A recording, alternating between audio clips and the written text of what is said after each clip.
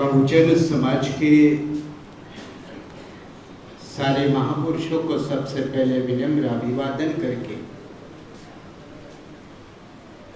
बहुजन Republican socialist party की तरफ से दिल्ली में हो रही इस 12वीं संविधान परिषद के मुख्य अतिथि जिनको आपने गंभीरता से सुना वो हमारे मूवमेंट के जिम्मेदार साथी आदरणीय एडवोकेट राजेंद्र पाल गौतम जी,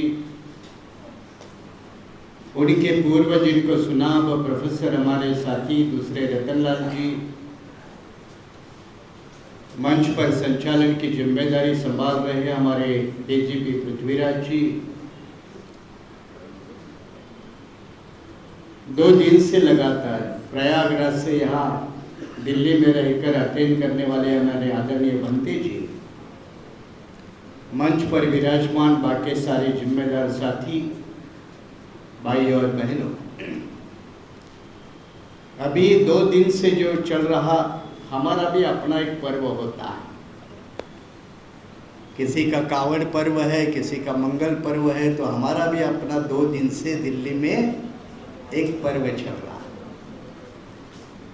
उस पर्व के अंतिम पड़ाव में है और इस अंतिम पड़ाव में आगे चलने की बात होती है। पीछे तो देखा जाता है, देखना भी जरूरी है, लेकिन आगे जाना बहुत जरूरी होता है। मुझे एक तत्वज्ञाता की बात याद आती है। वो कहता है कि गलती से कुदरत ने भारत के लोगों की आंखें फ्रंट साइड पे है, नॉर्मली वो बैक साइड पे होनी चाहिए, क्योंकि उनको पीछे देखने की बहुत आदत है, आगे चलने की कम आदत है। अगर वो फिलोसोफर की इस बात को ध्यान में रख ले तो भारत के 90% आदमी अतीत में जीते हैं।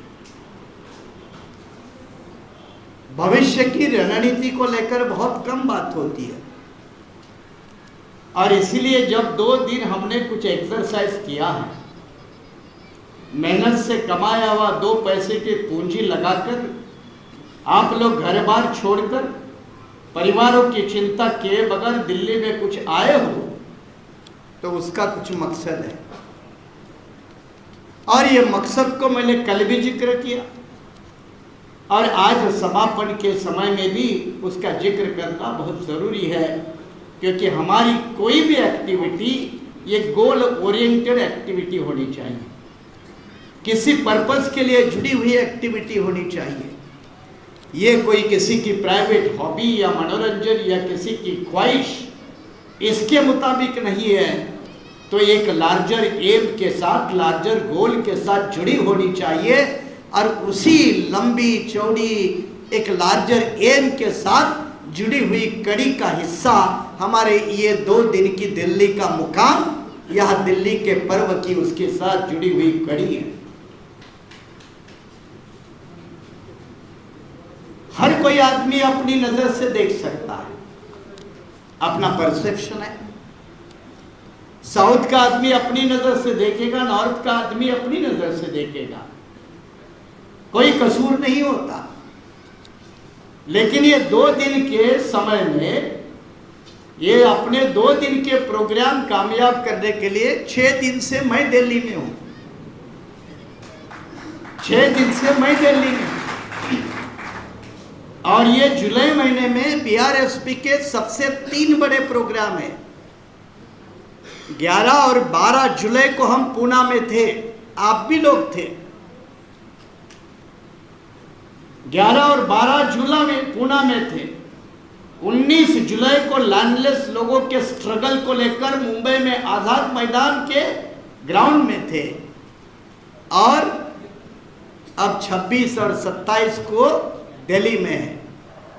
1 महीने में 2-2 दिन के 2 प्रोग्राम और 1 लैंडलेस लोगों का आंदोलन करना अरे गहरे नत्तू खैरे का थोड़ा काम है। अब ये भाषा में जानबूझ के इस्तेमाल करता हूँ। यहाँ मेरा प्रोफेसर नहीं आता है, यहाँ मेरे का जो अंदर पॉलिटिकल एक्टिविस्ट है वो बाहर आता है।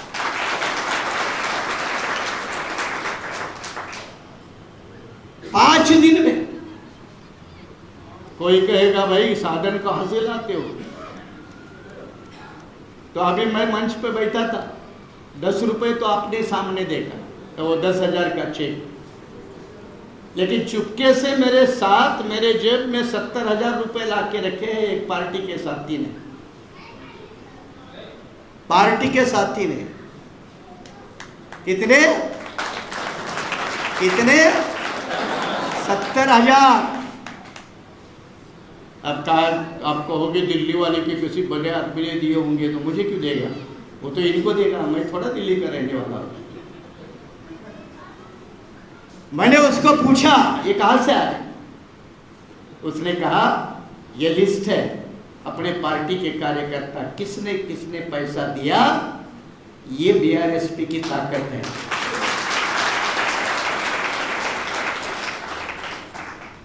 एक महीने में 3 प्रोग्राम। दिल्ली में जो पहुंचे हैं ना 700-800 लोग जो भी महाराष्ट्र के हैं, उनका गाड़ी खर्चा काउंट कर लो। तेलंगाना वाले तो हमारे जो 10 बंदे आए वो फ्लाइट से आए, काउंट कर लो। गुजरात वाले भी हमारे कुछ साथी फ्लाइट से आए, काउंट कर लो कितना गया होगा। आया कहां से? सवाल है ना, आया कहां से? तो आया डॉक्टर अंबेडकर की ताकत से, गया अंबेडकर के लिए, आया अंबेडकर के कारण, गया अंबेडकर के लिए। तो कोई परवाह नहीं, फकीर पहले भी थे, अभी भी फकीर रहने के लिए तैयार है। रतनलाल जी पिछले 6 दिन से मैं अकेला नहीं हूं, मेरे साथ मेरी पार्टी के कमिटेड 5 वर्कर रात दिन झंडे और पोस्टर लगाने का काम कर रहे हैं। और उसमें एक नागपुर यूनिवर्सिटी का सीनेटर है, खड़ा रहे भाई, आओ, शिलवन प्रोफेसर है, नागपुर यूनिवर्सिटी का सीनेटर है, दूसरे पढ़ने वाले छात्र हैं, बीआरवीएम जो बहुजन रिपब्लिकन विद्यार्थी मोर्चा की आगाड़ी है, 4-5 साथी है। किसी दिल्ली वाले की मदद लिए बगैर रात दिन खुद पोस्टर और झंडा लगाने का काम रास्ते पे करते हैं। जोरदार तालियां बजाओ उन सभी के लिए।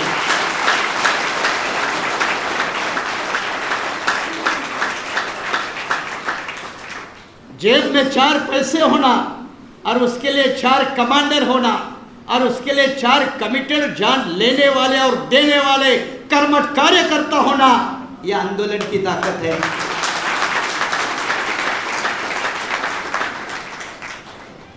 सिखिज्म में तो पाची ग्रंथि चले थे ना, बुद्धिज्म में पाची थे, पंच प्यारे पाची थे। सोच समझ कर चलते हैं, लेकिन जब सोच समझ कर चलते हैं तो मैंने कहा ना, पीछे देखना तो जरूर चाहिए, लेकिन इतना भी नहीं देखे कि सारे आप आगे देखना भूल जाए। और नॉर्थ के लोगों को कुछ तथ्यों को साउथ से समझना होगा, खास करके पढ़े लिखे तबका जो अपना है, जो रिसर्च करता है, क्योंकि उनको तथ्य दूर रहते, क्योंकि वो ना ज़्यादा अंग्रेजी में है, वो रीजनल भाषा में है। बात केरल की है, बात तमिलनाडु की है, बात कर्नाटक की है। मैं उदाहरण के तौर पे आपको समझाता हूँ बहुत कम समय में, क्योंकि जब एकेडमिक इन्वायरमेंट होता है तो हमारे में से जो रिसर्चर है वो भी बाहर निकालता है, और हम वो बोलते ना, बाय प्रोफेशन से हम वही है, बाय मजबूरी से हम पॉलिटिक्स में है। बाबा साहब को भी ये सवाल पूछा था, भाई आप राजनीति में क्यों? लोकमान्य तिलक को भी यही पूछा था, क्यों राजनीति में हो? लोग राजनीति में अलग अलग मकसद के लिए आते हैं। कुछ लोगों को प्रोफेशनल पॉलिटिक्स करनी होती है और कुछ लोगों को मिशनरी पॉलिटिक्स करनी होती है। हम मिशनरी पॉलिटिक्स के लिए राजनीति में हैं। मैं बसपा में 1982 से लेकर 2014 तक था, कभी चुनाव नहीं लड़ा, टिकट बांटे, पैसे भी बांटे। कांशीराम साहब बार बार कहते थे तू चुनाव कब लड़ेगा, और मैं कहता था किसी न किसी लोगों ने संगठन के लिए काम करने की आदत डालनी चाहिए। हर कोई आदमी एमएलए क्यों बने। 2014 के बाद बसपा में मैं था, कभी चुनाव नहीं लड़ा, टिकटें बांटे, पैसे बांटे।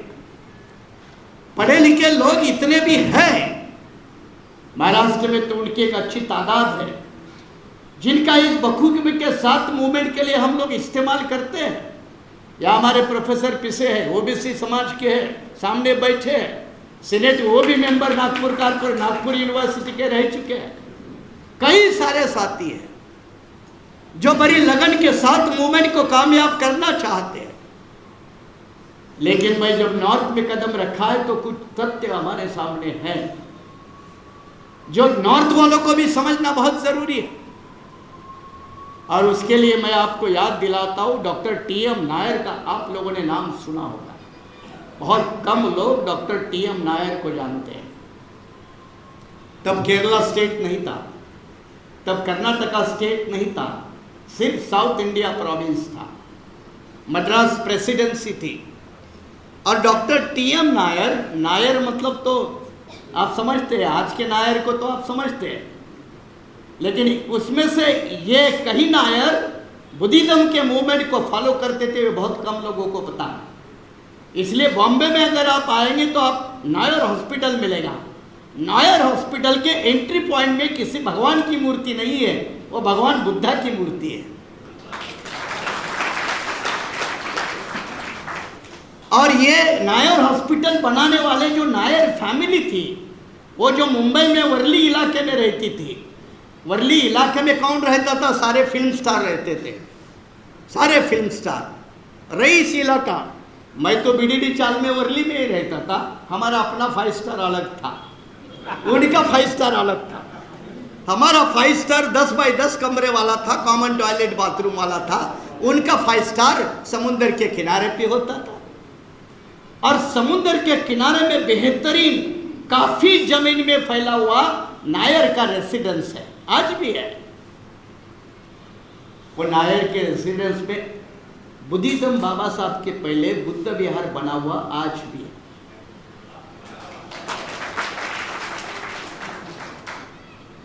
ये डॉक्टर टीएम नायर फिजिशियन थे, मैसूर के महाराजा कृष्णदेवराव वड़ियार, जिन्होंने शाहू महाराज के बाद पहला आरक्षण दूसरा दिया। शाहू महाराज ने 50% दिया 1902 में, और 1916 में कृष्णदेव राजा वड़ियार, मैसूर के राजा, उन्होंने 75% दिया आरक्षण, 75%। इसके वो पर्सनल फिजिशियन थे। इसके बावजूद जब विश्वेश्वरैया उसके प्रधान थे, विश्वेश्वरैया का नाम सुना है ना आपने? विश्वेश्वरैया को जानते हैं ना? Engineering day, national engineer day किसके नाम पे होता है?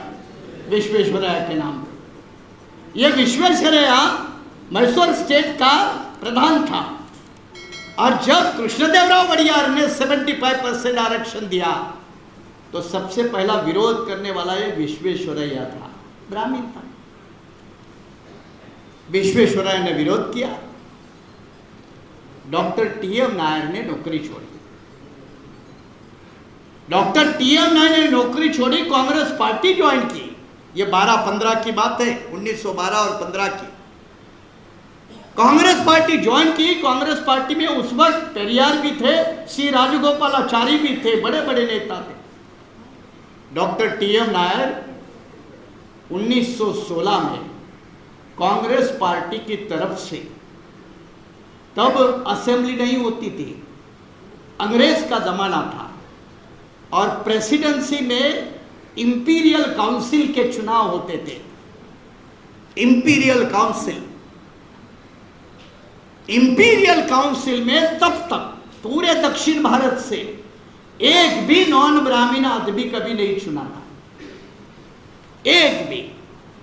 दक्षिण भारत में नॉन ब्राह्मण लोगों की आबादी बहुत बड़ी, ब्राह्मणों की आबादी बहुत कम। देश का सबसे ज्यादा ब्राह्मण अगर कौन से स्टेट में है तो वो उत्तर प्रदेश में है, उत्तर प्रदेश में है। एक कम्युनिटी के हिसाब से मान ले तो 20% शेड्यूल कास्ट के बाद लगभग 16, 15, 18% मुस्लिम आता है। उसके बाद अगर कोई आता है तो तीसरा सबसे बड़ा तबका, आप ओबीसी कंबाइन करते हो इसलिए ज्यादा लगता है, लेकिन एक पर्टिकुलर कम्युनिटी का ब्राह्मण 9 से 11% बड़ा आता है। साउथ में ब्राह्मण कम थे। डॉक्टर टीएम नायर ने सारे बहुजन समाज के नेताओं की मीटिंग बुलाई, मद्रास में मीटिंग हुई और टीएम नायर ने कहा यार हमारी आबादी इतनी है, हमारे इतने दक्षिण भारत में लोग हैं, इतनी पॉपुलेशन है, एक तो नॉन ब्राह्मण चुन के जाना चाहिए इंपीरियल काउंसिल में। किसी ने हिम्मत नहीं की, सोच नहीं बनी, लेकिन सबने एक प्रस्ताव पास किया कि कांग्रेस पार्टी ने दक्षिण भारत के नॉन ब्राह्मण लोगों को रिप्रेजेंटेशन देना चाहिए। बात है कब? 2015 की। पेरियार भी तब तक कांग्रेस के थे। पेरियार शुरू में एक डिस्ट्रिक्ट के कारपोरेशन के चेयरमैन भी रह चुके, राजगोपालाचारी भी उस वक्त चेयरमैन रहे। पेरियार एक जगह चेयरमैन रहे तो राजगोपालाचारी दूसरे जगह चेयरमैन रहे। ये हकीकत है। कांग्रेस पार्टी के सामने डिमांड रखी, कांग्रेस पार्टी ने रिजेक्ट की तो फैसला फिर नॉन ब्राह्मण लीडरशिप की। तब नॉन ब्राह्मण कोई ऑर्गेनाइजेशन नहीं है, इस बात को समझो। 14 के अंत में मीटिंग हुई और फैसला लिया गया कि हम अपना उम्मीदवार चुनाव मैदान में उतारेंगे। टीएम नायर ने कांग्रेस पार्टी से इस्तीफा दिया और बोले मैं लड़ता हूं, डोंट वरी। किसी ने किसी का तो कत्ल होना ही है, किसी ने किसी को जंग की शुरुआत तो करनी है। डॉक्टर टीएम नायर ने कहा कि मैं लड़ता हूं और डॉक्टर टीएम नायर को सभी लोगों ने लड़वाया और वो बुरी तरह से हार गए। 2015 के इंपीरियल काउंसिल में टीएम नायर हारा 1915 में। अब 1915 में तब तक कांग्रेस पार्टी की होम रूल लीग मूवमेंट आई थी। आने बेज़ंत, मोतीलाल नेहरू, बैरिस्टर मोहम्मद अली जिन्ना, लियाकत अली खान, ये सारे बड़े बड़े नेता होम रूल लीग के नेता थे। 1915 में गांधी जी के साउथ अफ्रीका से एंट्री होती है। उसके पहले मोतीलाल नेहरू नेता है, उसके पहले बैरिस्टर मोहम्मद अली जिन्ना नेता है। मैं गांधी जी के ऊपर बोलकर समय बर्बाद नहीं करना चाहता, इससे छोड़ देता हूँ। बेचारे को कभी कभी रिजर्वेशन देना पड़ता है, जब समय आएगा वो चैप्टर अलग होगा। हाँ, अभी जरूरत भी नहीं है। हाँ, कुछ लोगों के ऊपर मार के, इतने मार के लोगों ने मारे हैं, क्यों बोलने की जरूरत है? इसलिए तो कल मैं उत्तर प्रदेश के ऊपर भी नहीं बोला। टीएम नायर हार गए, लोगों को बहुत बुरा लगा। बैकवर्ड लोगों ने फैसला किया, वो दलित नहीं है, वो बैकवर्ड है। फैसला किया और 1916 में साउथ इंडियन लिबरेशन ऑर्गेनाइजेशन बनी। 1916 में साउथ इंडियन लिबरेशन ऑर्गेनाइजेशन 1916 में बनी। त्यागराजा चेटियार का नाम आप लोगों ने, बहुत लोगों ने सुना ही नहीं होगा नॉर्थ में। जैसे मैं आपको बताता हूँ, मैं जब कांशीराम जी को पहली बार छात्रावस्था में मिला तो उनके सामने एक बाबा साहब की what Congress and Gandhi have done to the untouchables ये किताब लेके साहब के सामने गया। एक था, मैं बता रहा हूँ, कांशीराम जी, इनको हम नेता कभी नहीं मानते थे, फादर फिगर के तौर पर मानते थे। इसलिए मूवमेंट की लर्निंग करने के लिए कांशीराम जी के पास कोई जाने को डरता नहीं था। महाराष्ट्र के या पंजाब के या उत्तर प्रदेश या दिल्ली के जो पुराने लोग हैं, या हमारे पुराने जितेंद्र बैठे हैं, साथ में बैठकर सवाल पूछते थे। तो मैंने what Congress and Gandhi how done to the untouchables वो किताब रखी, उनके सामने कहा ये बाबा साहब ने 3 लोगों को डेडिकेट की है, एक है चोखा मेला, एक है रविदास और तीसरा है नंदना। मैंने कांशीराम जी को पूछा कि ये रविदास तो मुझे मालूम है, चोखा मेला तो मुझे मालूम है, ये नंदनार कौन है, ये नंदनार कौन है? और उत्तर भारत के कितने लोगों को नंदनार पता है? कितने लोगों को नंदनार पता है? जिस तरह से रविदास को गायब किया गया, जिस तरह से कबीर को गायब किया गया, उसी तरह से नंदनार को तमिलनाडु की धरती पर गायब किया गया। गायब किया गया मतलब समझ रहे हो ना? ये सारा लाइव टेलीकास्ट है, रिकॉर्ड बन रहा है, इसलिए मैं कुछ अल्फाज को चेंज करके बता रहा हूं, नहीं तो फिर कोई कोर्ट का मामला शुरू हो जाए और मेरे पास इतना फालतू समय नहीं है, क्योंकि अच्छे काम के लिए समय लगाना ज़रूरी है। इसलिए मैं वो एक अल्टरनेटिव अल्फाज के तौर पे कह रहा हूँ कि गायब किया गया। नंदनार साउथ के थे जिन्होंने जाति और अछूत फंड के खिलाफ बड़ा विद्रोह किया। ऐसे ही धरती में टीएम नायर ने जब बैकवर्ड लोगों को पॉलिटिकल रिप्रेजेंटेशन नहीं मिला तो खुद चुनाव लड़ने का फैसला किया, चुनाव हारे और 16 में साउथ इंडियन लिबरेशन ऑर्गेनाइजेशन की स्थापना की। मैं जिनका जिक्र कर रहा था, त्यागराजा चेटिया, इन्होंने भारत में पहली बार नॉन ब्राह्मण मैनिफेस्टो लिखा। पढ़ना जरूरी है। हम कार्ल मार्क्स और फ्रेडरिक एंगल्स के कम्युनिस्ट मैनिफेस्टो की बात बहुत लोग करते हैं, जेएनयू वाले तो ज़्यादा ही करते हैं, दिल्ली यूनिवर्सिटी वाले तो ज़्यादा ही करते हैं। अब पहला नॉन ब्राह्मण मैनिफेस्टो अथर्ड बाय राजा त्यागराजा चेटिया, गणेश नटेशन, इनका पढ़िए। और वो 1918 में मैनिफेस्टो कहता है कि हम बहुत जल्द अपनी हुकूमत बनाएं। मैनिफेस्टो पब्लिश हुआ 1918 में। और आपको समझना होगा 1920 में मद्रास प्रेसिडेंसी में नॉन ब्राह्मण पार्टी की सरकार बनी। नॉन ब्राह्मण मैनिफेस्टो को दूसरा कदम, उसके पहला कदम 1916 में जस्टिस पार्टी का गठन हुआ। जस्टिस पार्टी भी 1916 की है।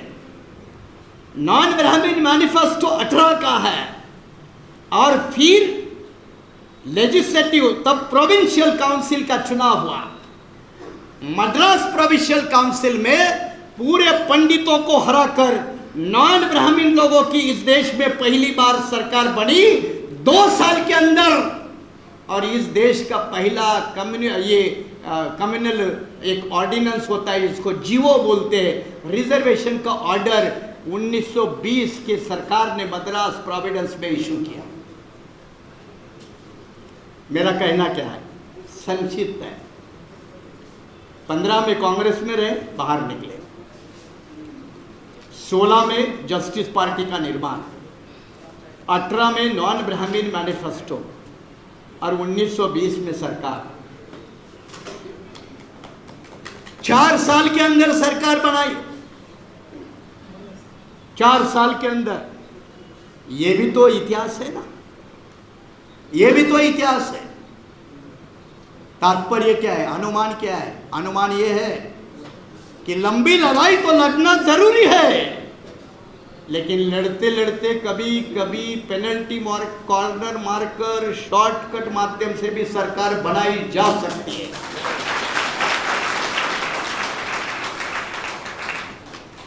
अब इसमें फिर बोलोगे कैसे?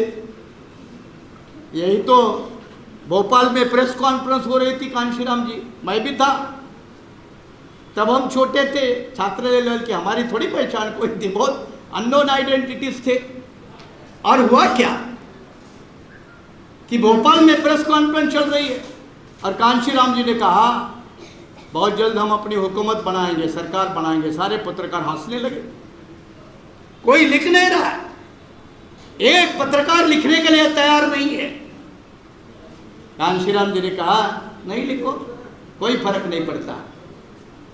लेकिन एक पत्रकार ने हिम्मत करके कांशीराम जी को पूछा कि आज आपका कोई एमएलए नहीं, एमपी नहीं, कैसे सरकार बनाओगे? और कांशीराम जी ने जवाब दिया कि जिनकी बनी है वो कैसे बनी है, जिनकी बनी है वो कैसे बनी है। तो वो कहते थे उन्होंने ज्यादा वोट लिए, ज्यादा वोट लिए, इसलिए उनकी सरकार बनी है। तो कांशीराम जी ने पूछा वोट किसके है? तो पत्रकार ने कहा तो आप ही के लोगों के, कोई दलित के, कोई आदिवासी के, कोई पिछड़े के है, या आप ही के लोगों के वोट है। तो कांशीराम जी ने कहा मेरे लोग, मेरे लोगों के वोट, सरकार उनकी। एक दिन यही खेल मैं खेलूंगा, यही एक दिन खेल खेलूंगा। ये लोग भरे मेरे लोगों के वोट लेकर चले जाए, उन वोटों के आधार पर चुने हुए लोगों का गधे घोड़े करके इस्तेमाल करके मैं अपनी सरकार बनाऊंगा।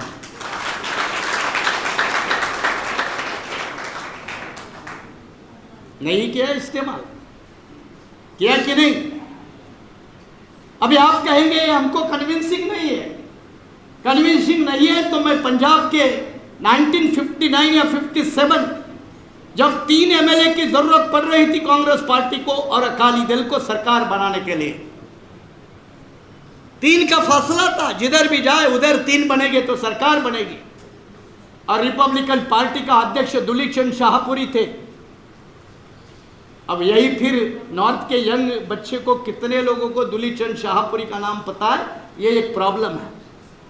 दुलीप चंद शाहपुरी रिपब्लिकन पार्टी के अध्यक्ष थे, बाबा साहब के नामचीन बंदे थे, और 3 एमएलए जीत कर आए थे। रिपब्लिकन पार्टी के जहां भी जाए उसकी सरकार बनेगी। तब कांग्रेस पार्टी का स्वर्ण सिंह अध्यक्ष था, और स्वर्ण सिंह ने दुलीप चंद शाहपुरी को पूछा कि भाई आप इधर आ जाओ, समर्थन दे दो, आपको क्या चाहिए, जो मांगो वो मिलेगा। और दुलीप चंद शाहपुरी ने कहा क्या दोगे, क्या दोगे?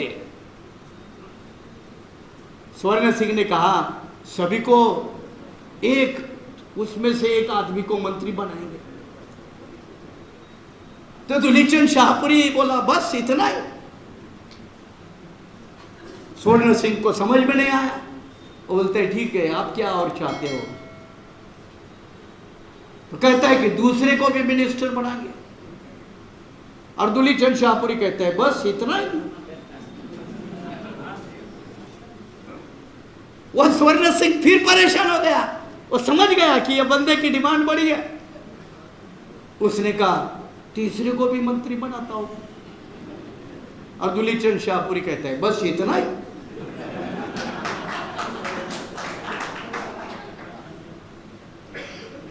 अब स्वर्ण सिंह कहता है आप 3 एमएलए सब मिनिस्टर हो गए, और क्या चाहिए? फिर दुलीप चंद कहता है बस इतना ही। वो एक लफ्ज के आगे नहीं गया। तो फिर स्वर्ण सिंह कहता है आपके रिपब्लिकन पार्टी के तमाम सारे बड़े नेताओं को किसी मंडल का अध्यक्ष, चेयरमैन वगैरह होते ना, ये सब बना देंगे। तो दुलीप चंद कहता है बस इतना ही। आखिर स्वर्ण सिंह परेशान होता है, कहता है आखिर चाहते क्या हो? और दुलीप चंद शाहपुरी कहता है भिखारी समझ के रखा है क्या तूने हमको? यही बात समझ लो, अम्बेडकर आंदोलन के नेताओं को यह भाषा समझनी पड़ेगी। दुलीप चंद शाहपुरी कहता है भिखारी समझ के रखा है, ये ले लो, वो ले लो, ये ले लो, वो ले लो, देना है तो मुख्यमंत्री की कुर्सी दे दो वरना बात पे चलेगा।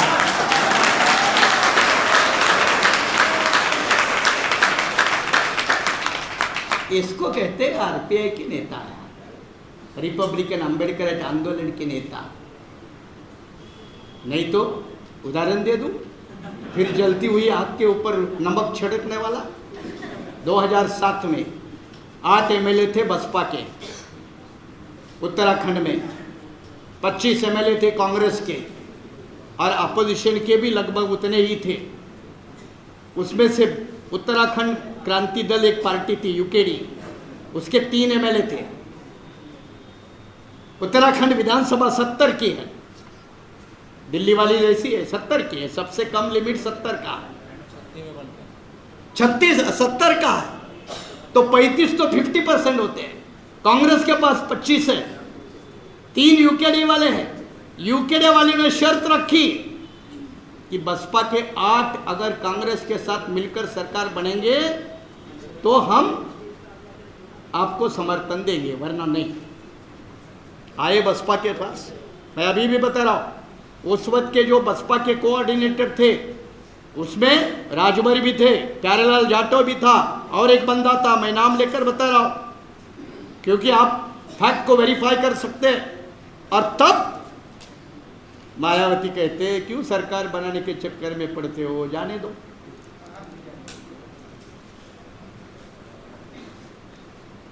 उत्तराखंड के लोग, मेरा एक साथी आया है उत्तराखंड के, यहां है, अभी हॉल में है, आए हैं।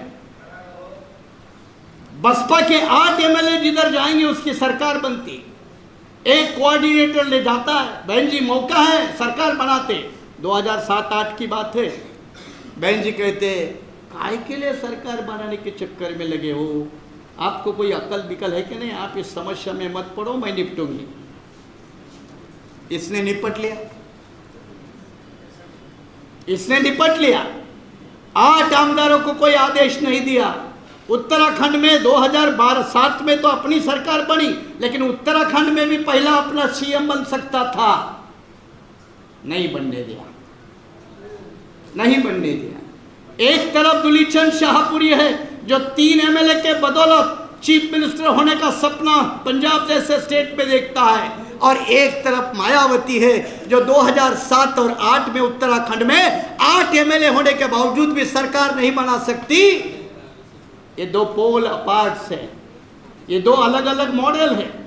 अब ये मॉडल में कौन सा मॉडल पकड़ना और कौन सा मॉडल छोड़ना, ये हम लोगों को फैसला है ना, ये फैसला किसका है।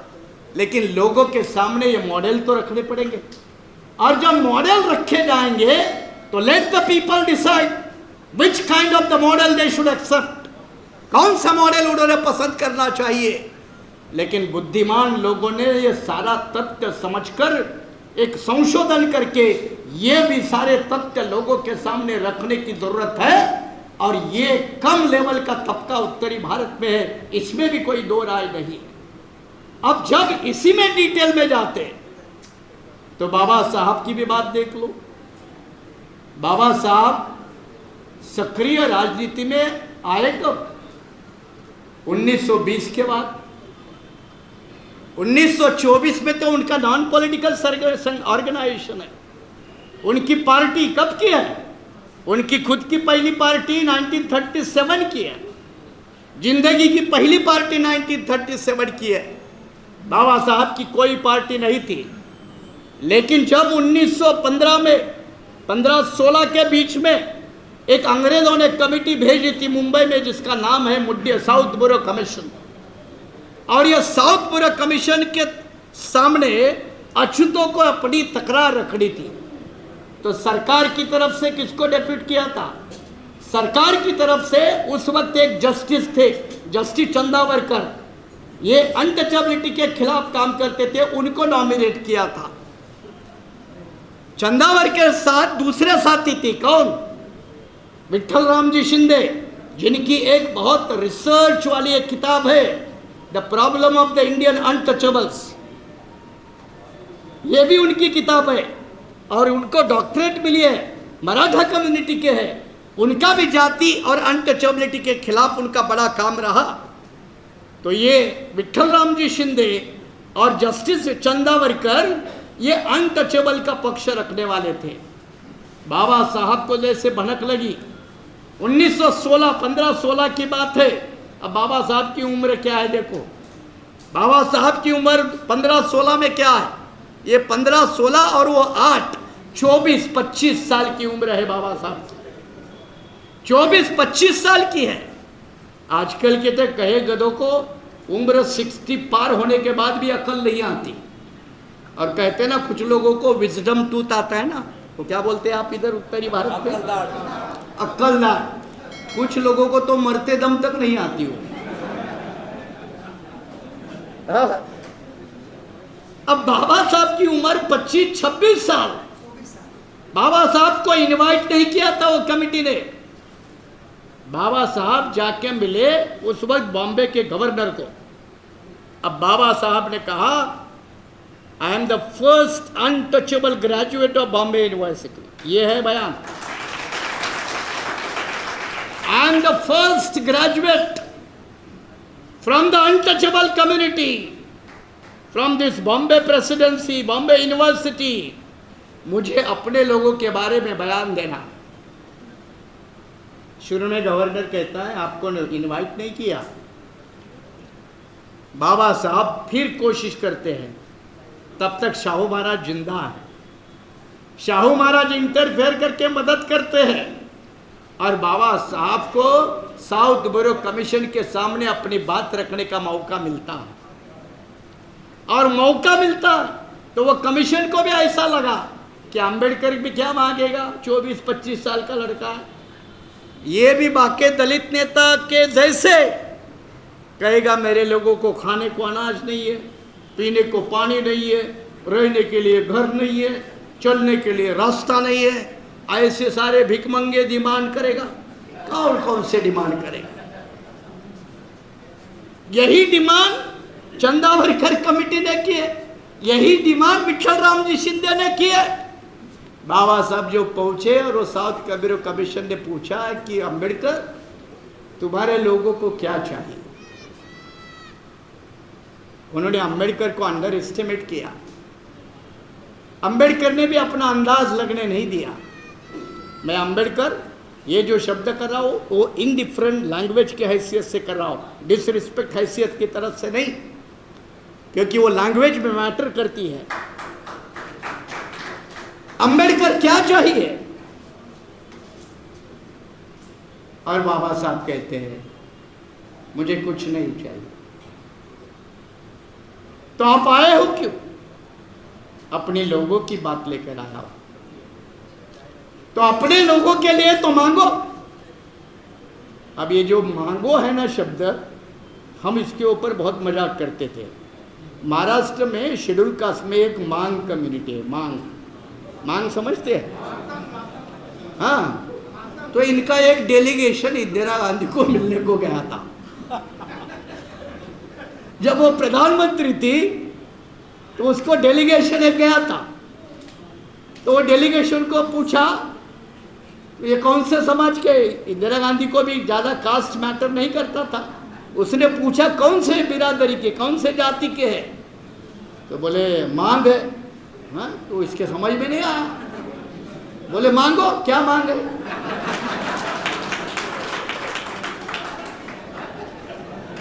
ये कई बार बात भाषण में हमने जिक्र की, वही इस्तेमाल बाबा साहब के शब्दों, मांगो, क्या मांग है? और बाबा साहब ने कहा मेरे लोगों के लिए दो जरूरतें। एक, उनको वोट का अधिकार चाहिए, और दूसरा, उनके लिए अलग चुनाव क्षेत्र चाहिए। बाबा साहब अंबेडकर के जिंदगी की पहली ये दो डिमांड है। कोई पानी नहीं मांगा, कोई खाना नहीं मांगा, किसी को सिक्योरिटी नहीं मांगी,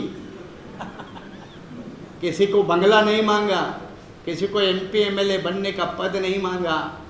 अपने कम्युनिटी को राइट टू वोट, वोट का अधिकार मांगा।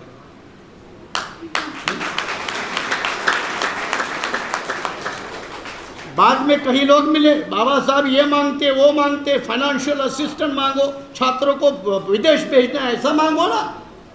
बाबा साहब ने कहा कितने लोगों के लिए मांगो? 10-20, 20-50, उससे क्या होगा? कई लोगों ने कहा इतनी जुल्म हो रही, जाति हो रही, पानी नहीं दे रहे, कोई हाथ नहीं लगाता है। बाबा साहब ने कहा क्या हुआ फिर? तुम भी तो जिंदा हो, मरे तो नहीं। मैं भी तो तुम्हारे सामने हूँ, मैं भी तो मरा नहीं। इतना सारा जुल्म जाति होने के बावजूद भी हमारा कोई पूरा वंश सहार नहीं हुआ है। ये लफ्ज है, पूरी हमारी बिरादरी कम्युनिटी नहीं मरी है। तुम भी तो जिंदा हो, मैं भी तो जिंदा हूं, मैं भी पढ़ लिख कर आया हूं कोलंबिया से, दुनिया के विश्वविद्यालय से पढ़ के आया हूं, हम भी तो जिंदा हैं। ये ऐसे जीने वाली डिमांड रखने के बजाय मरना जरूरी है। और फिर अम्बेडकर कहते पीढ़ियों के बारे में सोचो, उनके अधिकार के बारे में सोचो। 10 मरेंगे, 100 मरेंगे, कोई परवाह नहीं, लेकिन आने वाली नस्लें कभी गुलाम नहीं होगी। इसी का इंतजाम करने वाला आंदोलन करो।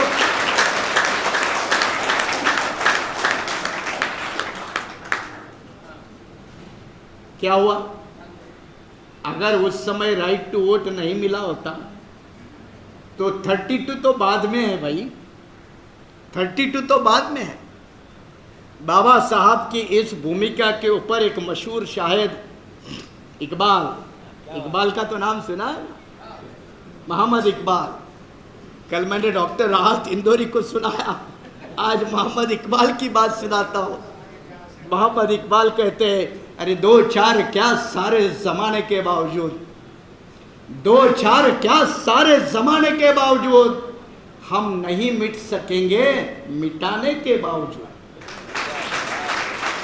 पूरा मिटाने का पूरा बंदोबस्त करो, फिर भी हम फिनिक्स कहते हैं ना, वापस आएंगे। और बाबा साहब के भाषा में तो क्रांति प्रतिकृति तो यही नजर आती है ना। और इसीलिए बाबा साहब ने गांव खेड़े में रहने वाले लोगों को, एक 1922-23 का उनका भाषण है मराठी में, गांव के लोगों को समझाते हैं। क्या समझाते हैं भाई? एक वो दूसरी जगह एक देश है, वो ग्रामीण लेवल के लोगों को समझाना है। वहां के लोगों को कहते हैं वो एक ग्रीक नाम का एक बड़ा देश है, वहाँ भी अपने जैसे अनटचेबल लोग हैं, अछूत लोग हैं, जाति का शिकार लोग हैं। उनको भी अपना नेता नहीं मिलता, उनका भी अपना मुक्ति का मार्ग लड़ने वाला कोई नेता नहीं मिलता। क्यों नहीं मिलता?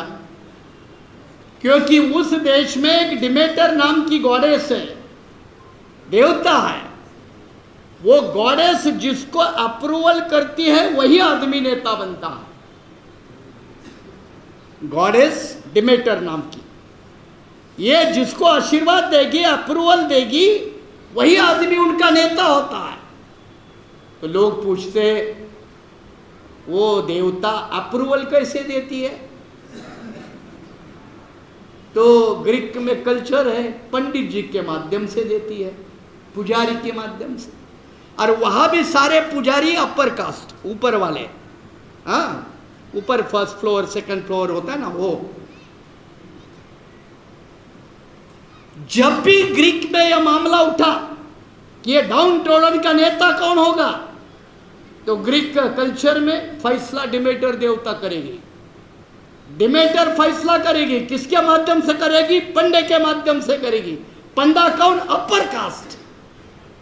तो जब भी ऐसा कोई मामला गया ना वो डिमेटर के देवता के पास मंदिर में, तो आशीर्वाद कौन देगा? वो देवता। देवता मतलब कौन? पंडा। पंडा मतलब कौन? अपर कास्ट वाला। तो जब जितना नालायक और कमीना और बिकने वाला हरामखोर होता था तो आशीर्वाद मिलता था। मैं किने क्या कहा? जितना कमीना, जितना बिकने वाला, जितना चमचा, जितना दलाल, जितना हरामखोर होता था, तो डिमेटर देवता उसको बहुत जल्दी आशीर्वाद देती थी। आशीर्वाद पंडित के रास्ते से आता था। और कोई पढ़ा लिखा, मजबूत, जेन्युइन, कैपेबल आदमी आता था, इसको नेता बनाना है क्या? नहीं। डिमेटर देवता नाराज होती थी, आशीर्वाद नहीं देती थी। बाबा साहब ने कहा, आंदोलन के रास्ते से जो कमाओगे, धर्म के नाम पर कमी गवाओगे नहीं। इस बात को समझ लेना, नहीं तो आंदोलन के रास्ते से कमाओगे और धर्म के नाम पर गवाओगे तो फिर एक बड़े नुकसान की तरफ जाना होगा। डिमेटर के चक्कर से बाहर निकलो, उसके पुजारी के चक्कर से बाहर निकलो, उसके पंडे के चक्कर से बाहर निकलो। अब बाबा साहब की ये मिसाल आपको क्या मैसेज देती है? मैसेज यही देती है कि धर्म के प्रभाव में, कोई भी धर्म हो, इतना मत जाइए। जैसे उत्तर भारत में मैंने कल जिक्र किया, हरिद्वार में 5.5 करोड़ कावड़धारी, वो सारे कौन से बिरादरी के हैं? और मैं दिल्ली में घूम रहा था, गौतम जी 4 दिन पहले, साले सेपरेट उनके लिए पैसेज बनाए रोड पे। मैंने कहा हनुमानधारी लोग जल्दी सुधर गए। हनुमानधारी मतलब गौतम जी से गुस्सा, बुद्धिज्म को लेकर गौतम जी के बुद्धिज्म को लेकर गुस्सा है, लेकिन यहाँ हनुमानधारी बनकर कावड़धारियों के लिए बड़ा रास्ता बनाया, बड़ी व्यवस्था की थी, पानी, लाइट, पुलिस, सब स्वागत करने के लिए। मैं बोला यही तो विकास का नाम है क्या? इसलिए तो गुजरात में कहते हैं विकास गांडो थोड़े छोड़, पागल हो गया। ये गुजरात की कंसेप्ट है। इस तरह के धर्म के नाम पर जब कोई समाज अधिकार गवाता है तो बाबा साहब ने कहा इससे भी सावधान रहे। और आखिरी बात बाबा साहब ने जो कही ना, बाबू जगजीवन राम को तो आप अच्छी तरह से जानते हैं, उत्तर भारत में हर कोई जानता है। मालूम है इनका एक बार हवाई जहाज से गिरकर एक एक्सीडेंट हुआ था और जगजीवन राम जी को अस्पताल में दाखिल किया था। सोहनलाल शास्त्री की किताब पढ़िए, उसमें रेफरेंस आपको मिलेगा। दाखिल किया था, बाबा साहब देखने को गए, बाबा साहब देखने को गए और देखने के बाद बोले जग्गू, क्या बोले? जग्गू, आदमी गधे से भी और घोड़े से भी गिरकर मरता है, तू तो हवाई जहाज से भी गिरकर बच गया।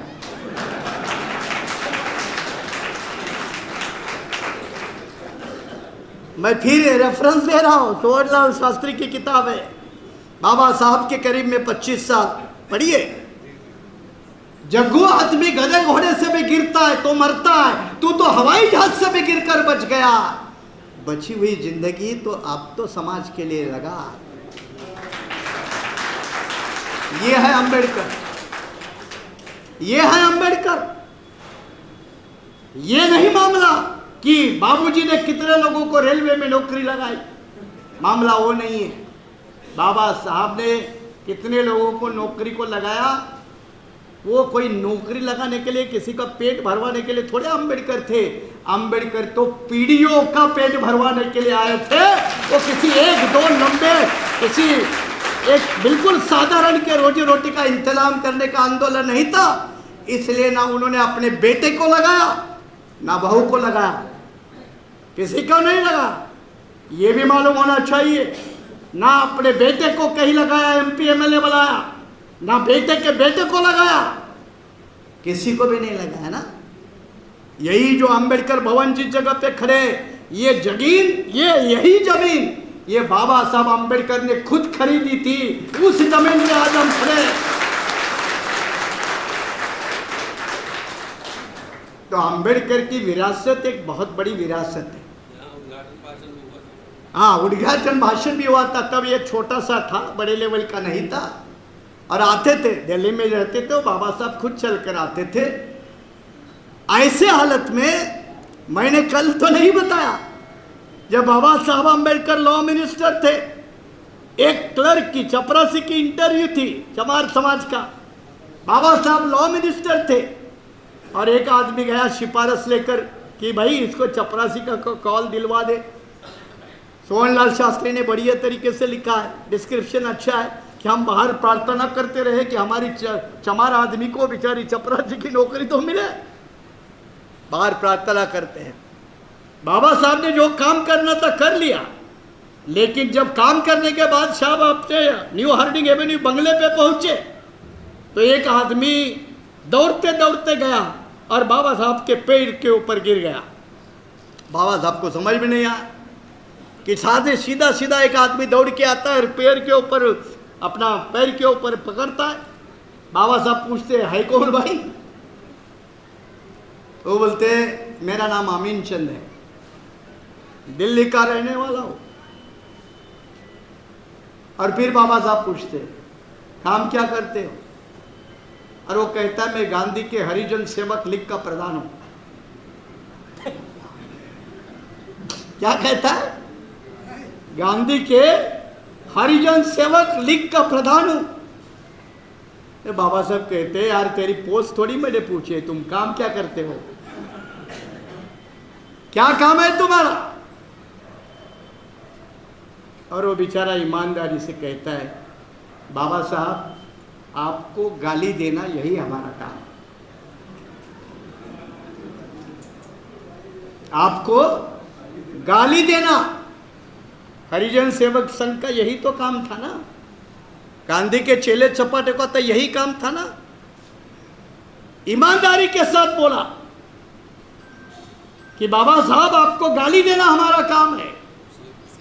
बाबा साहब भी गुस्सा नहीं हुए, शांति से बोले मुझे गाली देकर तुम्हें क्या मिलता है, मुझे गाली देकर तुम्हें क्या मिलता है? और अमीनचंद ईमानदारी के साथ बोला बाबा साहब बस रोजी रोटी चलती है। क्या कहता है? बस रोजी रोटी चलती है।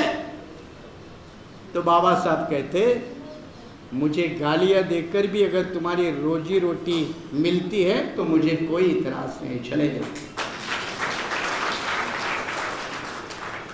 अब सवाल है कि आज ऐसे कितने अमीनचंद है? उत्तर भारत में कितने हैं? कौन से स्टेट में कितने हैं? दिल्ली में कितने हैं? पंजाब में कितने हैं? हिमाचल में, हरियाणा में कितने हैं? मध्य प्रदेश, छत्तीसगढ़, उत्तराखंड में कितने हैं? अमीनचंदों की पहचान करनी होगी, इन अमीनचंदों को आइडेंटिफाई करके एलिमिनेट करना होगा। ये भी तो बहुजन आंदोलन का एक नया चैलेंज है। और ऐसे अमीनचंद पैदा क्यों किए जाते हैं, इसकी बात को अगर समझोगे तो go back again to the historical reference of 1937। 1937 में जब पहली प्रांतीय सरकारें बनी, गवर्नमेंट ऑफ इंडिया एक्ट 1935 के अंडर, तब सेंट्रल प्रोविंस मध्य प्रांत जिसमें नागपुर और ये इलाका आता था, नागपुर, बिलासपुर, रायपुर, ये सेंट्रल प्रोविंस में आता था। डॉक्टर खरे नाम के ब्राह्मण आदमी चीफ मिनिस्टर बने थे, कांग्रेस के नेता थे। डॉक्टर खरे बाबा साहब के अच्छे दोस्त थे, बाबा साहब को अच्छी मानते थे, मराठी समझते थे। ये डॉक्टर खरे के मिनिस्टर में बाबा साहब का एक विधायक था, ये शायद आप लोगों को मालूम नहीं होगा, जो नागपुर के डॉक्टर आवले बाबू थे। क्या बोलते हैं अपन, आवले बाबू जी थे, जो कामटी से चुन के आए थे। ये कामटी इलाका सेंट्रल प्रोविंस में था। इसके पहले एक दलित आदमी को नेता था जिसका नाम है डॉक्टर अग्निभोज। उस अग्निभोज को डॉक्टर खरे ने मंत्री बनाया। डॉक्टर खरे को जब डॉक्टर अग्निभोज, अब डॉक्टर मतलब कॉमन है क्या, ये क्या दलित है क्या, ऐसा ही नॉर्मल है क्या, पढ़ा लिखा डॉक्टर, उसको मंत्री बनाया। गांधी जी ने डॉक्टर खरे को बुलाया और डॉक्टर खरे को सुना तुमने ये अच्छा नहीं किया, अच्छा नहीं किया। तो डॉक्टर खरे ने कहा क्या बुरा किया, क्या बुरा किया? और गांधी ने जवाब दिया तुमने एक हरिजन को मंत्री बनवाया है, बहुत गलत किया। इसको समझो, मतलब गांधी पॉलिटिकल पावर की अहमियत क्या समझता है और अपने लोग क्या समझते हैं, नेता विद्वान क्या समझते हैं, फर्क समझो। गांधी कहता है खरे को, ब्राह्मण चीफ मिनिस्टर को, तुमने गलत किया। तो डॉक्टर खरे कहता है बापूजी आप ही तो बोलते हो हरिजनों का उद्धार करना जरूरी है, हरिजन उद्धार आपका कांग्रेस पार्टी का कार्यक्रम है, मैंने गलत क्या किया, क्या गलत किया? फिर भी गांधी कहते हैं तुमने गलत किया। आखिर इससे रहा नहीं जाता, बोलता है बताओ मैंने क्या गलत किया? और गांधी जी डॉक्टर खरे को कहते अच्युतों के मन में इतनी बड़ी पॉलिटिकल एम्बिशन पैदा करना हमारे लिए अच्छा नहीं है। जब आप स्टेटमेंट रिकॉर्ड करके ले लो, अच्युतों के मन में इतनी बड़ी पॉलिटिकल आशा आकांक्षाएं पैदा करना हमारे लिए अच्छा नहीं है और इसलिए तुमने बुरा काम किया। डॉक्टर खरे को अपनी मिनिस्ट्री डिसॉल्व करनी पड़ी। जैसे सुभाष बाबू को कांग्रेस छुड़वाने के लिए गांधी जिम्मेदार है, उसीलिए उस एक अनटचेबल आदमी को चुनी हुई कांग्रेस के सरकार में शामिल करने के कारण डॉक्टर खरे को अपनी मिनिस्ट्री डिसॉल्व करनी पड़ी। एक अच्युत का मंत्री बनना गांधी को अच्छा नहीं लगा, मिनिस्ट्री खत्म करवा दी। और मिनिस्ट्री जब खत्म करवा दी तो डॉक्टर खरे बाबा साहब के दोस्त थे, सारे ब्राह्मण कोई खराब नहीं होते। डॉक्टर खरे ने उनके साथ जो भी कुछ हुआ वो सब लिखकर बाबा साहब अंबेडकर को भेजा, सब लिखकर बाबा साहब अंबेडकर को भेजा। और बाबा साहब अंबेडकर ने वही इस्तेमाल करके what Congress and Gandhi have done to the untouchables, उसमें खरे के स्टेटमेंट को कोट किया कि गांधी का पावर प्रेम क्या है। What Congress and Gandhi have done to the untouchables, इसमें डॉक्टर खरे के रेफरेंस को बाबा साहब ने दिया। राउंड टेबल कॉन्फ्रेंस का सेकंड वॉल्यूम है, उसमें भी आपको यह जिक्र मिलेगा। बाबा साहब इससे क्या मैसेज देते हैं? बाबा साहब मैसेज ये देते हैं कि गांधी हमको पावर देने के लिए तैयार नहीं है। हमारा एक आदमी मिनिस्टर बनता है तो इनके पेट में दर्द है, तो सरकार बनने देंगे क्या? सरकार बनने देंगे? अब इससे सबक क्या लेना है? और सबक ये ले लो, सबक लेने के लिए छोड़ो ये बाबा साहब फुले शाह अम्बेडकर, चलो गुरु गोविंद सिंह के पास। और सबक गुरु गोविंद सिंह जी आपको बताते हैं, जिन्होंने सिख धर्म को एक नई ऊंचाई दी। गुरु गोविंद सिंह कहते हैं दुनिया में मांग के सब कुछ मिलता है, जो नहीं मिलता है वो राजपाट। सब मिलेगा मांग के, क्या बनना है? Vice chancellor. मुझे पूछा गया था 2009 में, मेरे महाराष्ट्र स्टेट का पृथ्वीराज चौहान जब ये चीफ मिनिस्टर था, was heading the law department, मुझे पूछा गया था कि आपको वाइस चांसलर बनना है? मैं मजाक से कह दिया क्या मुझे वाइस चांसलर को कुर्सी देकर मेरे पार्टी को बंद करवाने का तेरा प्लान है क्या? क्या चाहिए? आईपीएस बनना, आईएएस बनना? अरे जितनी चाहो ले लो, लेकिन दोबारा एक सच्चा अंबेडकर पैदा नहीं होने देंगे। इसको लेकर यहाँ की मनोवादी की सोच है। एक अंबेडकर से इतना खतरा है, एक अंबेडकर से इतना खतरा है। कल कोई अंबेडकर के 10% 10% भी कोई अंबेडकर का मॉडल बना तो वो कितना खतरा करेगा। और अंबेडकर तो मरने के बाद भी खतरा है। हाँ, साले पुतले को भी हाथ नहीं लगा सकते। हाँ, पुतले को हाथ डालते वक्त कुछ गलत सलत हुआ तो साले मरने और मारने पर उतरते। इसलिए एन शिवराज ने कहा dead Ambedkar will be more dangerous than alive Ambedkar. मरा हुआ अंबेडकर जिंदा अंबेडकर से भी ज्यादा खतरनाक होगा। और आज ये साबित हो चुका है ना कि मरा हुआ अंबेडकर भी पार्लियामेंट में मोदी हो या कोई भी हो, संघ परिवार वाला हो या कांग्रेस वाला हो, दिल्ली में बैठा हुआ चीफ मिनिस्टर हो या पंजाब में बैठा हुआ चीफ मिनिस्टर है, सबको अंबेडकर नाम का जप करने के अलावा कोई रास्ता नहीं है। ये हमारे आंदोलन की ताकत है। जब यह हमारी हिस्टोरिकल विरासत है तो हम किसी की कार्बन कॉपी क्यों करें? क्यों करें? अरे गहरे नत्थू खरे का मॉडल ले ले। हाँ? एक हिस्टोरिकल लीगेसी है, एक बैटलफील्ड की लीगेसी है, उसका एक बढ़िया फाउंडेशन है। और उस फाउंडेशन के आधार पर चलकर बाबा साहब ने इस देश के नए इतिहास की नींव नहीं तो इतिहास बनाया है। तो विरासत को हम क्यों छोड़े? वो विरासत अपने कंधे पर लेकर मरते दम तक चलने की इच्छा होनी चाहिए, वो ताकत होनी चाहिए। और ये मरते दम तक लेकर चलेंगे तो कहते हैं ना इन्होंने अभी अच्छा कहा था, जिसको कांशीराम जी भी बार बार कहते थे, जगाया तो उसे जाता है जो मरा नहीं। जगाया तो उसे जाता है जो मरा नहीं है, और जो जिंदा है लेकिन जिंदा लाश है। जिंदा तो है लेकिन जिंदा लाश है, उसको कैसे जगाओ? समाज जिंदा लाशों का है। मुसलमानों को भी तो यही लोग कहते हैं ना, जिनको संघर्ष करने की आदत नहीं, लाशें उठाना उनका मुकद्दर होता है। ये मुकद्दर में है, ये तकदीर में है। इसीलिए कांशीराम जी भी बार बार कहते थे कि जगा उसे जिसका मुर्दा नहीं बना, जो जिंदा है लेकिन वो भी मरा हुआ नहीं है। ऐसे कोई जगाया जाता है जो जिंदा है लेकिन मुर्दा है, उसको जगाया नहीं, उसको जलाया जाता है।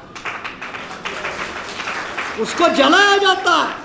अगर गलत तरीके की लीडरशिप है तो जलाना जरूरी है, अगर गलत तरीके का कार्य करता है तो जलाना जरूरी है, अगर गलत तरीके का राइटर है तो जलाना जरूरी है, अगर गलत तरीके का स्कॉलर है, ओरेटर है, तो उसको समाज ने भी और आंदोलन ने भी जलाना जरूरी है, क्योंकि वो जिंदा मुर्दा है और जिंदा मुर्दा कोई काम नहीं करते। और इसीलिए जब उत्तर भारत के तरफ में कई सारी एक बड़ी विरासत है, क्यों ना इस विरासत को ठीक ठाक करें? क्यों ना करें? ठीक है, आज तक किसी और की जिम्मेदारी थी, मान लो रतनलाल की जिम्मेदारी थी, बेचारे ने कोशिश की, जितना बनता है कर सकता है किया, शुक्रिया भाई, शुक्रिया। अब तुम्हारा लाइब्रेरी में बैठने का समय हो गया, तुम्हारा बेहतरीन फोटो बनाते, चाहे तो उसको हार डालते, ठीक है, तुम कहते हो तो बाद में डालो तो बाद में डालते। लाइब्रेरी में बैठो, म्यूजियम में बैठो, हर एक का अपना वक्त होता है। वक्त खत्म हो गया। सुनील गावस्कर क्या ओपनिंग बैट्समैन अभी बनेगा? बनेगा क्या? तुम्हारा वक्त था। तेंदुलकर तुम अपने वक्त के हीरो थे, अब तुम्हें कोई इंडियन टीम में नहीं देगा। समय के साथ चलना पड़ता है और इसीलिए नेता भी समय के साथ बदलना पड़ता है, पार्टी भी बदलनी पड़ती है और आंदोलन भी बदलना पड़ता है। एक ही नेता, एक ही आंदोलन और एक ही ढांचा, इसको डायनामिज्म नहीं कहते, इसको स्टेटस कोइस कहते हैं। और आंदोलन तो गतिमान होता है, नेता तो गतिमान होता है, संघर्ष भी गतिमान होता है और ये समय के साथ चलने वाला होता है तो वो अपने मंजिल तक पहुंचता है। इसलिए मुझे परसों एक ने कहा कि भाई मायावती जी ठीक नहीं क्या, क्योंकि उत्तर भारत में फिर घूम पर वही आते हैं। मैंने कहा ठीक है, कोई गलती नहीं है। तो उसने मुझे फिर कहा नहीं नहीं कोई दवा नहीं है क्या मायावती? मैं बोला है ना, मेडिसिन तो है, लेकिन मेडिसिन विथ एक्सपायरी डेट है। मेडिसिन है लेकिन उसकी डेट एक्सपायर हो चुकी है, तो डेट ऑफ एक्सपायरी जिसकी खत्म हुई है उसकी बदनामी करने की जरूरत नहीं है। अरे अडवाणी देखो, उसने अपना योगदान दिया ना, पीछे गए ना। मुरली मनोहर जोशी ने अपना योगदान दिया, पीछे गए ना। तो हमें अपने बुझे हुए नेता को, चिरागों को पीछे रखने में दिक्कत क्या दिक्कत है आपकी? इसका मतलब आप डायनामिक नहीं हो, इसका मतलब आप व्यक्तित्ववादी हो, आप इंडिविजुअलिस्टिक हो, आप व्यक्ति केंद्रित राजनीति करने वाले हो। और जो आदमी कभी व्यक्ति केंद्रित राजनीति करता है वो समाज के ऊपर उसकी नजर नहीं है, नजर व्यक्ति के ऊपर है। सवाल व्यक्ति के ऊपर नहीं होना चाहिए, नजर समाज के ऊपर रहनी चाहिए। अंबेडकर ने कभी एक व्यक्ति को सामने नहीं रखा, समूचे भारत के शोषित समाज को सामने रखा। नजर वही होनी चाहिए, नजर वही होनी चाहिए। और इतनी बड़ी ब्रॉड बेस अगर पर्सपेक्टिव हम बिल्डअप करेंगे तो उत्तरी भारत कोई मुश्किल नहीं है। यहाँ पॉलिटिकल आंदोलन जल्दी सफल होता है, सोशल मूवमेंट चाहे देर ले सकती है, लेकिन पॉलिटिकल आंदोलन तो बहुत जल्दी खड़ा हो सकता है। और मुझे पृथ्वीराज जी कह रहे थे हरियाणा में तो लोकल बॉडी के चुनाव है, क्या किया जाए। मैंने कहा यार अभी तक पार्टी के फंक्शन नहीं हुए, इनॉग्रेशन नहीं बड़े पैमाने पे हरियाणा में हुआ, अब उसमें चुनाव लड़ने के से क्या होगा। तो पृथ्वीलाल जी ने कहा जमीन है, जमीन है अपनी। मैं बोले कौन सी जगह जमीन है, तो उन्होंने कहा फलाने फलाने जगह जमीन है। तो मैंने कहा असेंबली इलेक्शन के पहले है, हाँ बोले हाँ पहले है। मैंने पूछा कौन सी जगह पे, तो उन्होंने जगह का नाम बनाया। बोला कौन सा चुनाव है, बोले मेयर का, एक सिटी के मेयर का चुनाव है। मैंने पृथ्वीराज सिंह से कहा कि बिना संगठन वगैरह भी चुनाव लड़ सकते, जीत सकते। बोले कोई बात नहीं, नहीं जीते तो 2 नंबर पे तो रह सकते हैं।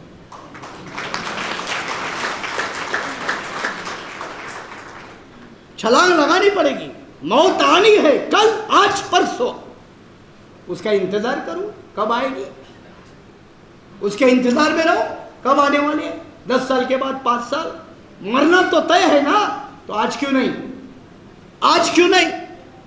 और मरना मतलब ये नहीं है कि अपने आप को समाप्त करना, अरे कुछ पैदा करने के लिए मर जाना, मिट जाना, इससे और बढ़िया जिंदगी का लेवल क्या हो सकता है, इस बात को समझना चाहिए।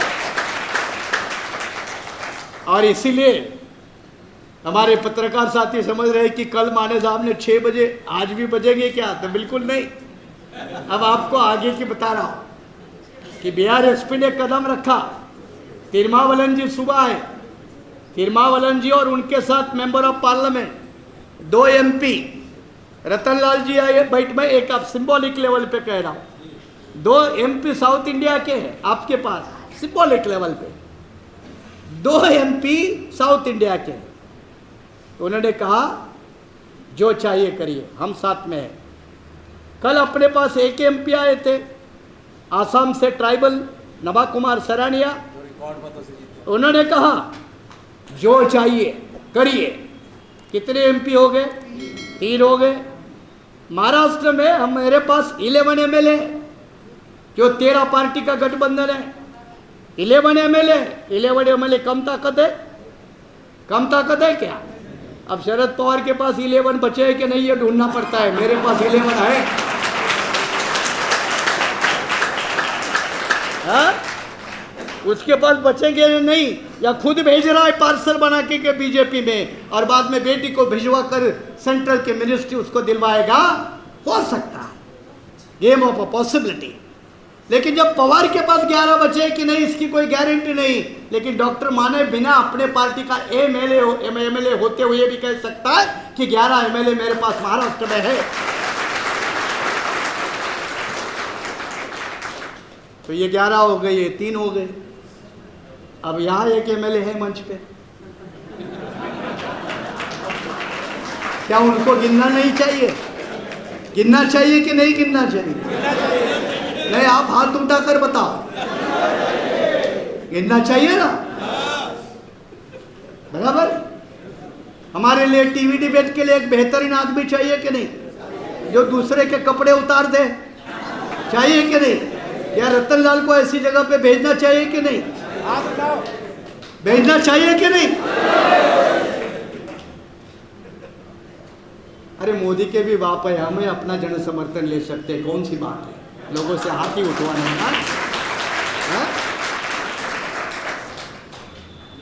अब कितने हो गए, 20 तो हो गए, या अभी के 2 दिन के, बाकी और अनगिनत बहुत है। क्या देर लगेगी, क्या देर लगेगी। किसी शायर ने कहा है, रतनलाल जी, अगर दिमाग ना छीना गया, राजनीति तो दिमाग ही है ना, पैसा साधन बाद में है, ब्राह्मणों के पास क्या है, दिमाग ही है ना। अगर दिमाग ना छीना गया, अगर जुबान ना छीनी गई, तो हम दुनिया बदल देंगे, हम दुनिया बदल देंगे। अरे दुनिया ही क्या, हम दुनिया के भगवान भी बदल देंगे।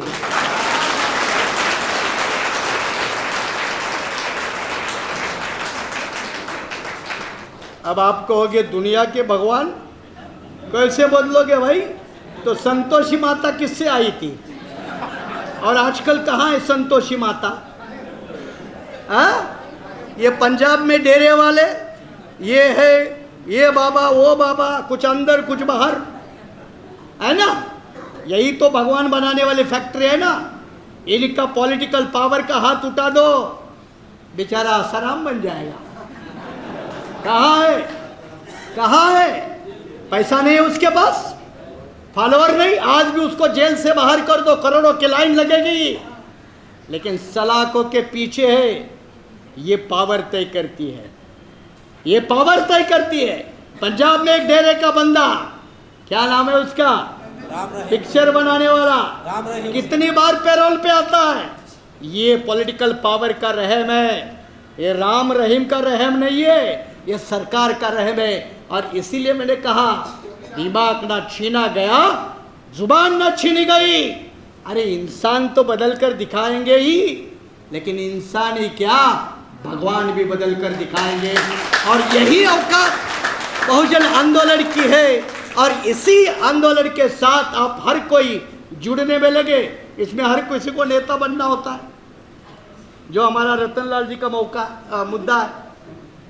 अरे किसी को नेता बनने से, क्लेम करने से कोई नेता बनता है? नेता बनने के लिए औकात होनी पड़ती है, हाँ? वो भी एक रेस है, वो भी एक रेस है, एक लड़ाई है, जद्दोजहद है। कांशीराम जी थे तब जगजीवन राम जिंदा थे, उनकी बेटियां जिंदा थी, क्या कम लीडर थे? रिपब्लिकन नेता कब थे क्या?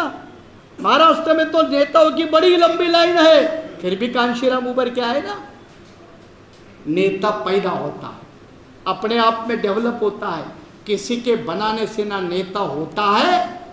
नकली समय के लिए कुछ बनते हैं, जैसे हमारा रामदास आठवले देखो, पूरे इंडिया में घूमता रहता है। हम कहते हैं कुत्ते के गले में पट्टा बांध दो, चाहे वो कांग्रेस का हो या बीजेपी का, वो कुत्ता दुनिया में घूमता रहता है। ऐसे घूमते हुए कुत्ते को कोई नेता नहीं कहता, कहता है क्या? बोलो जोर से। महाराष्ट्र में भी तो एक आदमी कहता नहीं कि ये नेता है, मोदी कहता है ये हमारा नेता है। तो कुत्ते के गले में बेल्ट बांधना ये हुकूमत की अपनी फितरत में होता है, और ऐसे कुत्ते के बेल्ट उतरवाना ये हमारे आंदोलन की फितरत में होता है। ऐसा कठिन रास्ता भविष्य में चलना पड़ेगा, उसके लिए तन मन धन के साथ अपनी लड़ाई लड़नी होगी। लड़ाई लड़ते वक्त कई साथी आएंगे, छूटेंगे, ये भी संभावना है, छूटेंगे, नए आएंगे, छूटेंगे। जो छूटा हुआ है उसके बारे में रोते नहीं रहना, जो छूटा हुआ है उसके बदले में 100 नए जोड़ते रहना, तब आगे चल पाओगे। रोने वाले लोगों का आंदोलन नहीं होता, और इसलिए छूटा तो छूटा।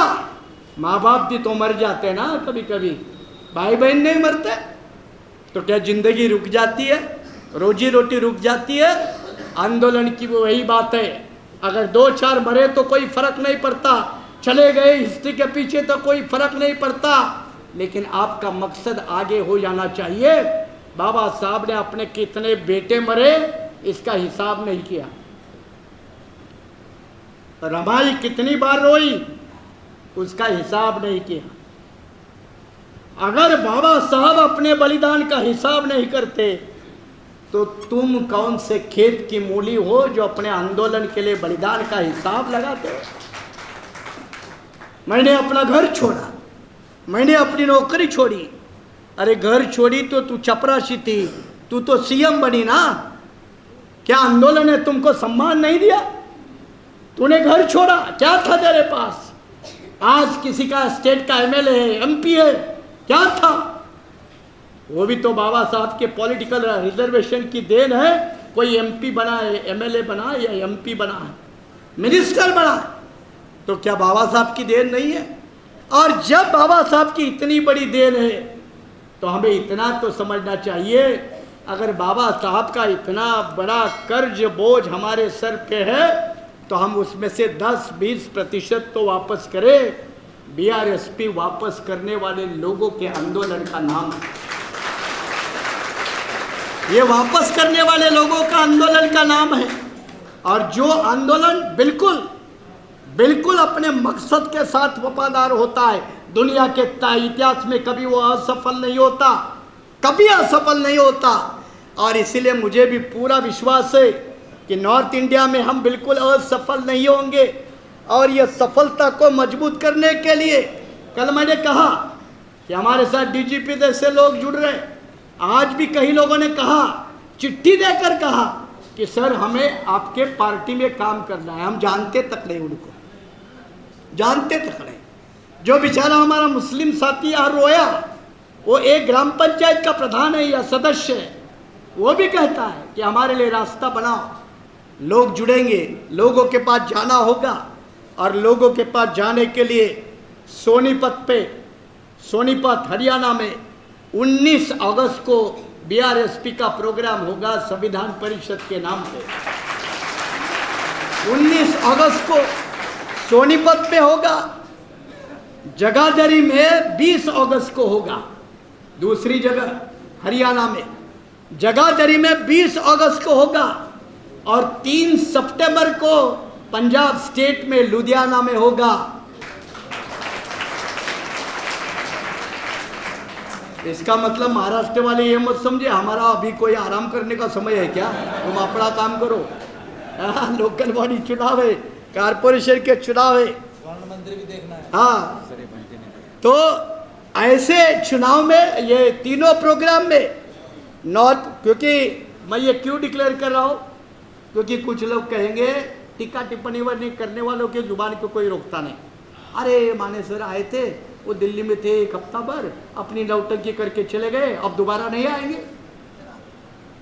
उन गधे को मैं पहले ही जवाब दे रहा हूँ, ये एंटीसिपेट करके जवाब दे रहा हूँ। और इसलिए उनके जवाब के लिए मैंने कहा कि अगले प्रोग्राम सोनीपत में 19 अगस्त, जगाधरी में 20 अगस्त और लुधियाना में 3 सितंबर को किया जाएगा। और इन साथ साथ हमारे बनते जैसे साथी है जो एक धम्म यात्रा निकाल रहे सारनाथ से, और फिर वो पूरे उत्तर प्रदेश के साथ साथ कई इलाके में घूमने वाली है। उसके लिए जस्टिस चंद्रचूड़ से कुछ बातें करवाना है, कई बातें हैं।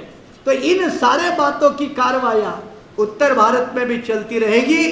और ये मत समझना कि माने साहब बॉम्बे में है तो कितनी बार आएंगे। अरे बॉम्बे में रहता हूँ, उसमें महाराष्ट्र वालों को पता है कि मैं अपने घर में बॉम्बे में कितने दिन रहता हूँ, है ना, कितना दिन रहता हूँ आपको पता है। अरे जब महाराष्ट्र में रह के भी घर छोड़ सकता हूँ तो उत्तर भारत के लिए क्या घर नहीं छोड़ूंगा। अरे दिल्ली में घर क्या, ये है ना हमारे गौतम जी, घर नहीं दिलवा देंगे क्या? तिरमावलन जी है, बोले बंगला खाली है।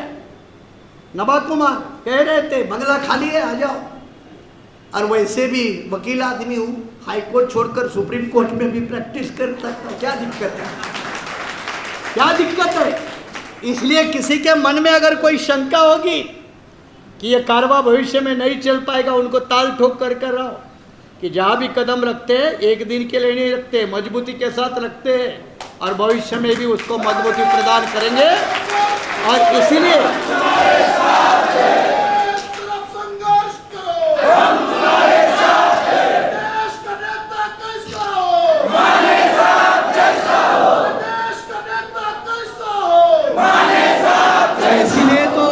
आगे की जंग लड़ने के लिए मैं अपने विश्वास साथियों के ऊपर तो भरोसा रखता हूं। मैं बुद्धिजीवी तो जरूर आदमी हूं, लेकिन बाकी भी तरह से अलग अलग ढंग से अपनी ताकत के साथ लड़ता हूं। वो अलग ताकतें हैं जिनका मैं जिक्र नहीं करना चाहता, लेकिन उत्तर भारत में इस बात को कोई इस तरह का ना समझे कि हम खाली पढ़े लिखे बुद्धिजीवी है, मैदान की लड़ाई भी लड़ना कैसे, और वो भी समय आने पर दूसरे भी तरीके से वो भी लड़ना हम अच्छी तरह से जानते हैं। इसलिए कोई ये भी ना समझे कि भाई इनके ऊपर ये किया जाएगा वो किया जाएगा, तो उनको मैं पहले ही आगाह कर रहा हूँ कि भाई ऐसी गलती ना करे, ऐसे गलती ना करे। हम एक तो आंदोलन के लोग हैं और कानून के जानकार हैं, 2 पाटन के बीच में तेरे को कहीं का नहीं छोड़ देंगे, ये भी पहले से चेतावनी के रूप में, पहले से ही चेतावनी के रूप में कह रहा हूँ। तो कोई इस भ्रम में ना रहे कोई भी नेता, कोई भी संगठन, कोई और पार्टी का नेता या कार्यकर्ता इस भ्रम में ना रहे कि हम कुछ भी करके रोक लेंगे।